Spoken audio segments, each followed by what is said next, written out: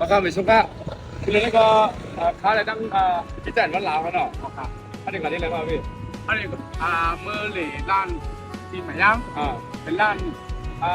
เช็คข้าวผัดฮะแต่ก็ได้ยินชื่อว่าลังชื่อลังลื่นชื่อลังลื่นย่างนานเลยว่าเลยก่อนเดี๋ยวก็มีพี่น้องเขาใกล้ก่อนกินแฮใกล้ก่อนแอลกับมูลกันนะวันเลื่อนห้าวันเลื่อนยังได้ประเด็นกับมีกันทั้งผู้บดนะเพราะนั้นว่าเข้าในรายการด้วยว่ามันมีอย่างหลายๆที่ร้านไหนเพราะว่าในป่าก็ให้พี่น้องเขาต้องตั้งหลังเขาผักด้วยข้อความกันกับที่ร้านไปด้วยในขนาดเขาผักกันด้วยมั้ยครับแค่นั้น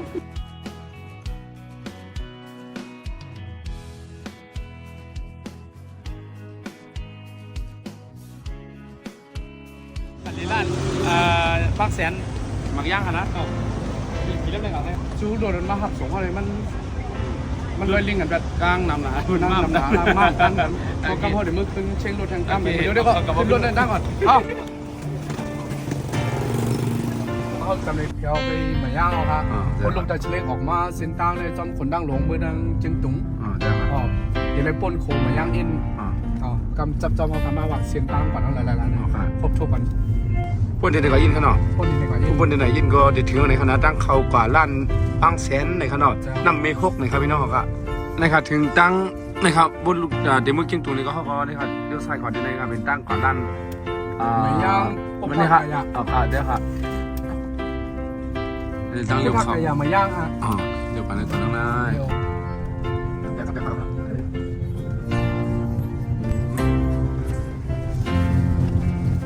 นะครับดังเร็วกับลั่นปังแสนในนั้นไม่พบในขนาดกับพวกขนาดในทำก่อนที่เลยบอกครับมาตั้งในสำเร็จลั่น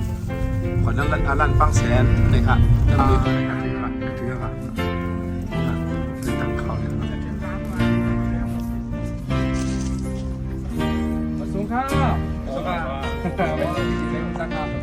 นี่ก็เป็นบริเวณเจ้าของร้านหัดปังแสนในคณะเวทีน้ำมีพวกคณะบริเวณตรงขนาดย้อนกับ10 ปันโตเองครับครับสุขะเขาใส่โซ่หน่อยครับวิจัยโซ่ค่ะเรียกเนี่ยผมรู้สักได้ใส่โซ่หน่อยครับค่ะยายเอาค่ะเหมือนสงครามที่เขาจะใจหนึ่งในกันเนาะใจหนึ่งค่ะอยู่ปักย่างก็เสียงนี่ผืดไรม่องถึงไรม่องค่ะเสียงเนี่ยจะผืด9 โมงถึง1 ทุ่มเนี่ยเนาะ1 ทุ่มขนาด9 โมงกลางนะ9 โมงกลางนะต่อถึง7 โมงกลางคุกค่ำเนี่ยเนาะเอาแล้วแต่ลูกค้าเขาว่าขนาดดูถึงเพราะว่าลูกค้าเขาให้กินโตเนี่ยเขาดูถึงจอดถึงมุ่งเรื่องอะไรครับมุ่งเรื่องอะไรครับมุ่งเรื่องอะไรเลยครับแล้วดีว่าเขาได้ใครนั่งไงอันนี้มันเป็นตั้งร้านตัวนี้จัดปันว่าเขาได้นั่งแบบหลายบ้องอันนี้เลยสองตัวเขาใครมาหรือมาเอวมาเที่ยวแน่เขาได้มาเซ็นอะไรมาเนี่ยลูกในวิ่งมาเลยมาเซ็นย่างเซ็นดังกินเซ็นดังเขาดังวันหมอย่างมาต้องหัวน้ำดิ๊กมาต้องหัวน้ำดิ๊กต่อป้ายในเขาดีมีไว้กี่ป้ายสังโลกมาแล้วก็มีไว้กี่นั้นเมื่อเร็วเขาได้เข้าวัดด้วยดังๆว่ามันมีอีสังนาถึงเจนี่ก็มีอย่างที่ไหนอุตสาหเขากันจอดได้ตัดฟังแสงได้ในเขาเนาะเนื้อหาฟังแสงได้ได้ยินข่าวว่ามันมีน้ำร้อนครับเป็นเหมือนพี่น้องครับมากค่ะเล็กนั่นเล็กน้อยใหญ่ในขนาดมาหลีด้วยครับผมอยู่ค่ะนะผมอยู่ค่ะหรืออะไรมาหลีด้วยค่ะก็ในช้างมาบอกหลายปีแล้วเนี่ยเขามาในปีที่4แล้วปีที่4ก็เดือน4 เดือน5มาเลยมาจ้องโตยาวออกเป็นผมกินน้ำตั้งเนาะเดือน4 เดือน5นั่นแหละเจ็บปีผ่านนั่นแหละเดี๋ยวเลยมาเศร้าอีกหนึ่งครับเลยมาเจ้านะครับนะเขาขายได้ก็เป็นเส้นตั้งอันข้าวผัดเด็กข้าวหวานนั่นกลางน้ำเดี๋ยวในกลางน้ำเนี่ยมันเด็กที่ต่างห้างใช้มีขุนอินไม่ครับบอกได้ไงปูทางหลีเนาะนะช่วยเส้นตั้งไปข้าวผัดได้ก็ที่อะไรถึงมิดโขงโอ้ยเอาที่สาวๆไปทำก่อนในคณะไปแบบนี้ไหมครับโอเคมาครับสาวดินลั่นหัดปังแสนนั่นไม่พวกไหนครับพี่น้องครับปีในพวกเจ้าออกเป็นหรอก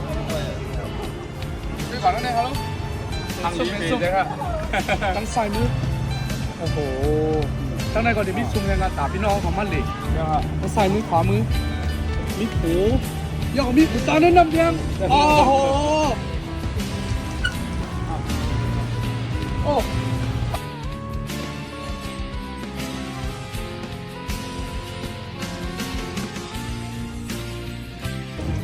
หวังแต่ต้องมึงครับมา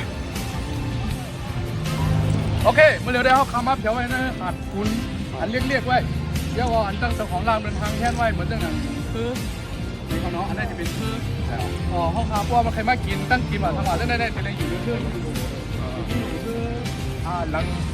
ตั้งได้ก็จะเป็นซุ่มแหมอันจะทางแค่นเฮ็ดไว้ก็มีทางด้านบนเรา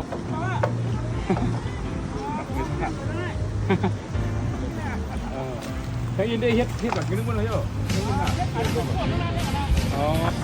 โอเคนี่ก็เป็น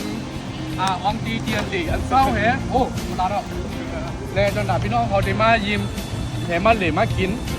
แต่มามุนเสือมาลือเสือขนาดนั้นไปเรือนห้านะอันนี้มันถึงนะครับ เรือนห้าก็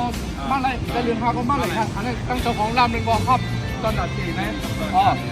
ขนาดวันเมื่อได้ก็เข้าคาดิอ่อนพี่น้องเขามีอย่างไรเข้าคาดิก่อนกินเดี๋ยวก็ลองอันไรในเข้าพักมีอย่างไรเนี่ยกระเพาะเขามาหอบเข้าก่อนได้กินได้ออกไปเร็วได้เย็นแล้วต้องไปให้เราให้ไม่ยกข้าวสองตั้งอ๋อ